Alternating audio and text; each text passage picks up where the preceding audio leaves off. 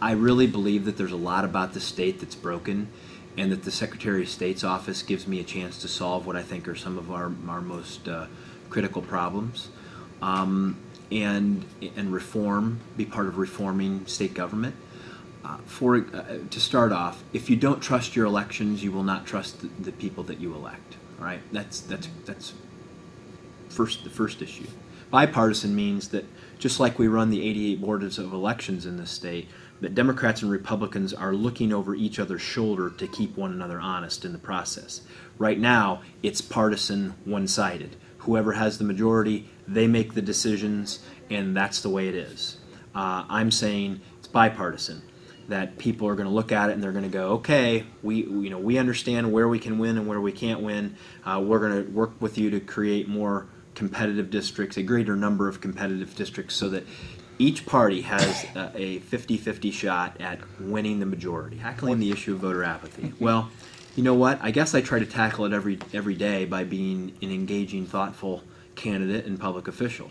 And I think that voter apathy comes when they think that nobody running for public office is worth a darn and worth coming out to vote for.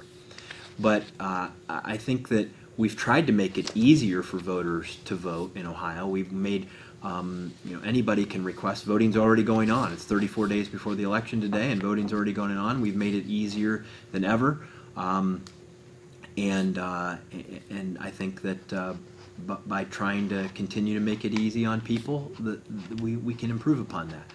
But frankly, I just try to lead by example, and to be somebody that the voters look at as somebody that is worth taking the time to come to the polls and vote for, and trying to lead by example. What's my incentive for it? Because I plan on spending more of my life outside of government than inside of government, and I want government not only for me but for my children to work. And I don't think that this process works very well right now. I think it's too partisan, and that leads to what it leads to is when you have the tyranny of the majority and the irresponsibility of the minority that occurs. Because once you have the system and the districts packed your way, you don't feel like you have to be responsive to voters, because and the minority, well, they don't feel like they have to be responsible because they're not in charge. So they just sit out there and throw marbles under the other team's feet and don't really take any responsibility in governing.